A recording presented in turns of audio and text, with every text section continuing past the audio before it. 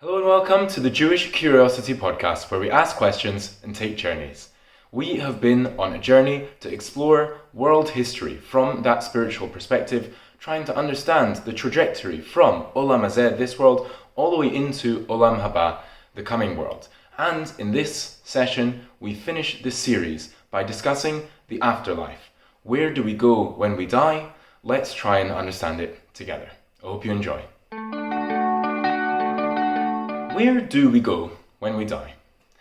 It's one of the most central questions a human being can ask.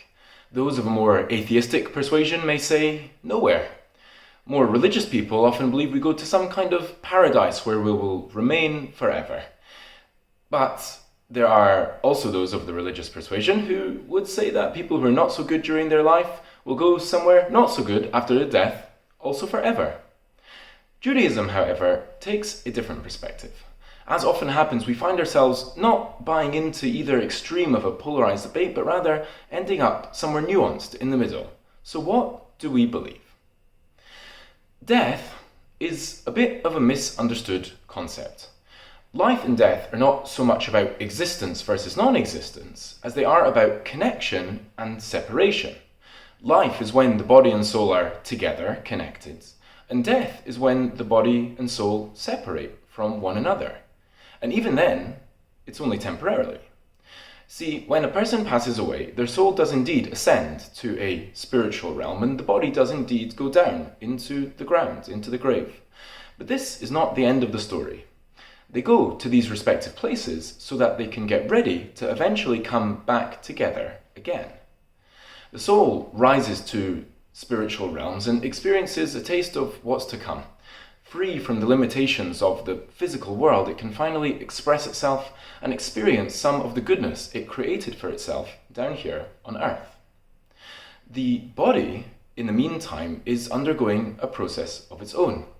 In the grave, it goes through a kind of cleansing and refinement, preparing itself to reunite with the soul, but this time in a more elevated form.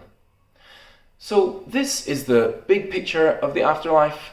A temporary period where the soul goes up and the body goes down, all to get ready to eventually reunite in Tchiyat HaMetim, the revival of the dead. After this big picture, we really ought to add two important details. The first regards the body in the grave. Did you know that whilst in the grave, a person maintains some level of consciousness? That is, the soul is made up of different levels. We have a nefesh, which corresponds to our actions, a ruach, which corresponds to our speech and emotions, and a neshama, which corresponds to our thoughts and intellect. While the higher levels of the soul, the ruach and neshama, do indeed ascend to those spiritual realms, the nefesh actually remains with the body in the grave. And accordingly, even if we can't see it, the person in the grave still kind of knows what's going on. If you go to visit someone's grave, you can actually talk to them. They may not reply, but they can hear you. And when you take care of the dead, you're not just doing something which is ethical in principle, you're doing something which is actually kind and can actually be felt. The second detail which we need to add regards Gehenna, which is something a little bit like hell.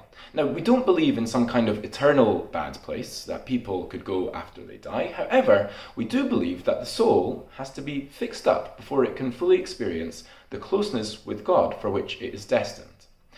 Our actions during the course of our lifetime matter. Through them, we affect the world and we affect ourselves. Negative actions leave an imprint on the soul. That imprint inhibits our ability to connect to God. Gehenna is the place of repairing these cracks. It's not going to be an easy process, but it is a limited one, lasting no more than a year, and on the other side of it lies an uninhibited ability to connect to God and experience His goodness. So this is our timeline. During this lifetime, you have body and soul together. In death, they go to their respective separate places, undergoing their preparatory processes, and then, when the time comes, they reunite. You see, the body and the soul may be very different from one another, one physical and the other spiritual, and you may think they'd quite like to stay separate from each other. But this is not the case. because the body and the soul are partners. During life, they experience so much together, the achievements, the growth, the struggles. So whilst they must separate for a period of time, this is only so that they can come back together again. In a marriage, greater than ever before, reunited. And this time, it's forever. I hope you enjoyed that episode of the Jewish Curiosity podcast.